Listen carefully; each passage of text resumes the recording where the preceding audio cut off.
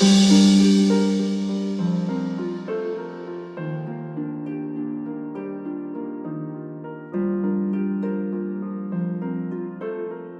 llamadas a Alexis y su familia son permanentes para saber cómo obtener producto con cannabidiol.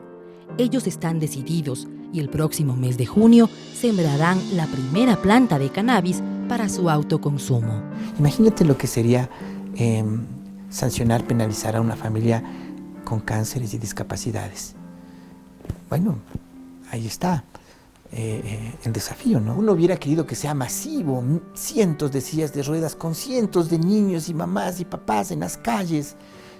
Es el país que tenemos. Es un país con miedo. Es un país con estereotipos, con prejuicios.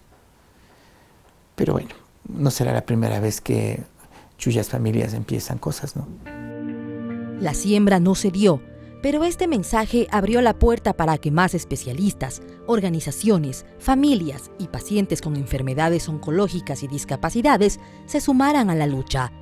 El 17 de septiembre, el Pleno de la Asamblea Nacional aprobó la reforma al Código Orgánico Integral Penal, COIP, que permite la producción, comercialización, distribución y consumo de cannabis para uso medicinal, previa autorización de la Autoridad Sanitaria Nacional, es decir, el Ministerio de Salud Pública. Tanto el Ministerio de Salud Pública como la Asamblea Nacional han preferido esperar al veto presidencial para pronunciarse con respecto a las implicaciones de esta reforma. Mientras tanto, médicos y pacientes están a la expectativa de las condiciones en las que se podrá acceder al cannabis.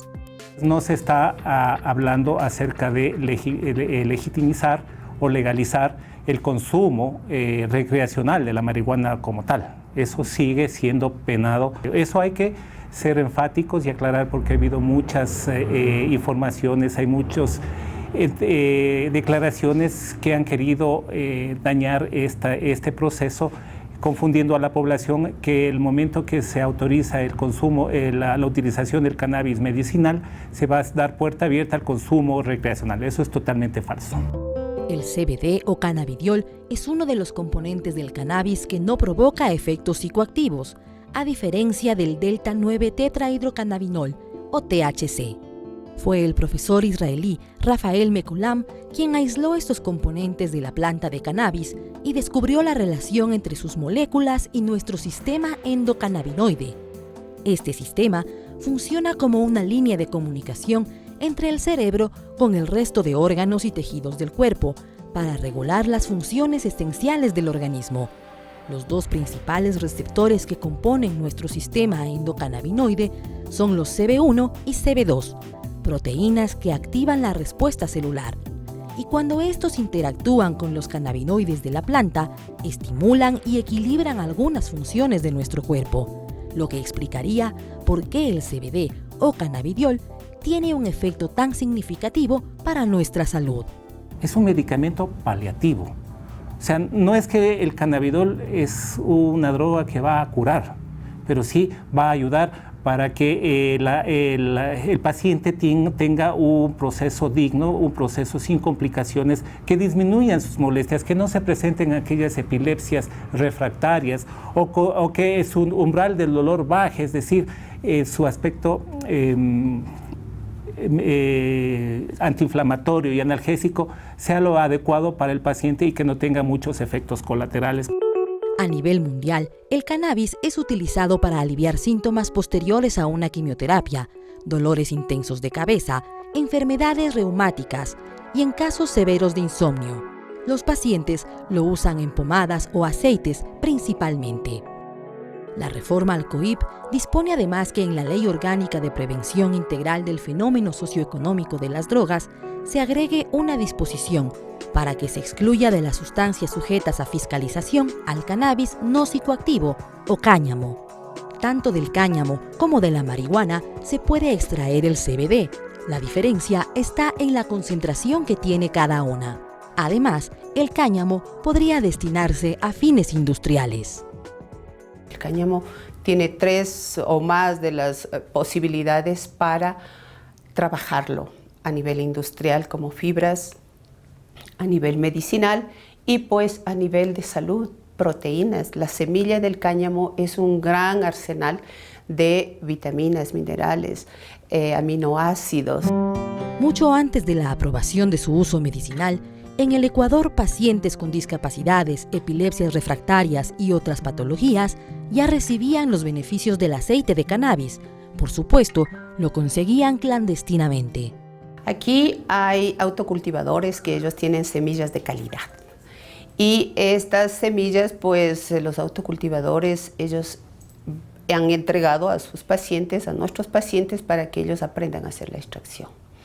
Entonces sí, nos hemos ido contra la ley, pero ha sido por salud, por un beneficio en el cual el paciente tiene todo el derecho a vivir su enfermedad con alegría, a tener su proceso de salud, enfermedad, con paz, con inclusión. Génesis tiene 16 años y junto a sus padres pertenece a la Agrupación de Pacientes y Familias por el Cannabis Medicinal, una organización que nació para defender el derecho a elegir al cannabis como una alternativa de tratamiento. Génesis tiene el síndrome de Lennox-Gastaut y presentó convulsiones desde los 4 meses de nacimiento. Ella comenzó a convulsionar y a medida del tiempo la epilepsia, las convulsiones fueron más fuertes. Mientras ella crecía eran más fuertes, hasta que llegamos a un punto que ya no sabíamos qué hacer. Ella tomaba 4 fármacos, totalmente, 2 de ellos súper dañinos para la salud. Incluso hubo un tiempo que optamos por ponerle casco, porque las caídas eran tan grandes que ya no se podía, nos daba miedo una lesión grande o una muerte. O sea, la cosa es que tiene que ayudarnos a que esta sea una vida llevadera, a no que se caiga con el casco y todo el mundo nos queda viendo como endemoniados ahí, que parecía que todos les querían echar agua bendita a Génesis para que se levante. Sí, eso era cuestión de controlar esas convulsiones, pero no se podía, supuestamente. Pero ahora, gracias a Dios, vemos que sí se puede. Con temor al principio, pero mucha fe, decidieron darle las gotas de aceite de cannabis. Fui donde la médica primero, porque sí, como que uno tiene ese, ¿cómo le digo?, ese miedo de lanzarme después de hacer el largo estudio y no consultarle a su médico de cabecera. Me juzgó mucho, hasta me trató de ignorante, porque decía que estaba cogiendo como un conejillo de India a mi hijo. Pero yo tenía esa fe. El resultado de lo que ustedes ven antes de esto, claro que estuvo en silla de ruedas, no podía comer sola, no podía caminar, no podía hacer nada. Estaba prácticamente, ella quedó como un vegetal después de su última cirugía. Y bueno, ha sido un proceso, poco a poco. Y el cannabis ha sido lo que realmente, bueno, después de Dios, ¿no?, la ha levantado. Génesis dejó 2 de los 4 medicamentos que le prescribieron. Está mucho más activa y ayuda a su padre en el negocio. En esta familia hay un antes y un después del cannabis medicinal. Por eso, ellos no dudan a la hora de dar su testimonio. Fue poco a poco, ella fue levantándose día a día, veíamos mejoría, ya comía mejor porque ella no comía, no se alimentaba bien, entonces teníamos que darle vitaminas y reforzarle con muchas cosas, pero ella comenzó incluso a abrirse el apetito, a conciliar el sueño mejor, incluso en la parte intelectual.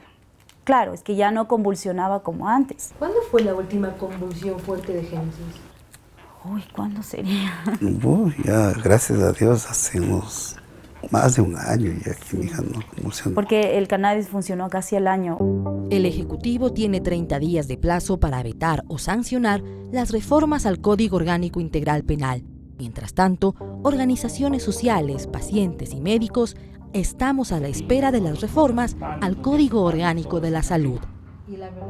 Logramos introducir un artículo que es el artículo 340 y el 341 en el Código Orgánico de la Salud, el que manifiesta las pautas y el proceso que se debe seguir tanto para identificar qué tipo de enfermedades, la dosificación, el tipo de presentación, la prescripción de la cannabis de manera medicinal, que específicamente es el cannabidol.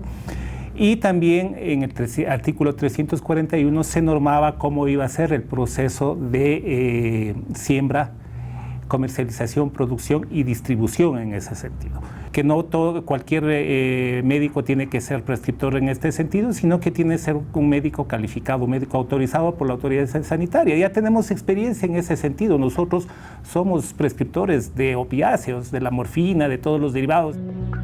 Para la organización Ecuador Canábico, la despenalización del consumo de cannabis medicinal en el COIP fue un gran paso. Sin embargo, en el Código Orgánico de la Salud, consideran que se debería replantear la importación como el único camino para acceder al CBD. El Código Orgánico de la Salud lo que debe hacer es extender las licencias a las asociaciones, a las comunidades, para que nuestros autocultivadores y todos aquellos que saben hacer y conocen del producto tengan su derecho a hacerlo. Incluso el paciente debería tener una plantita, por supuesto, identificando su diagnóstico, sabiendo de que hay una necesidad médica. El paciente debería tener su planta, hacer su extracción y prácticamente tener su medicina para el año. Una plantita le puede estar generando un aceite, una extracción para un año. El primer paso está dado por los pacientes, porque el dolor no puede esperar. ¿Qué entes regularán y autorizarán el cultivo? ¿Cuál será la forma legal para su distribución? ¿De qué manera se harán los controles? ¿Y qué pacientes podrán acceder a esta opción terapéutica? Ahora son las autoridades, a través de las reformas del Código Orgánico de la Salud, quienes deberán darnos las respuestas.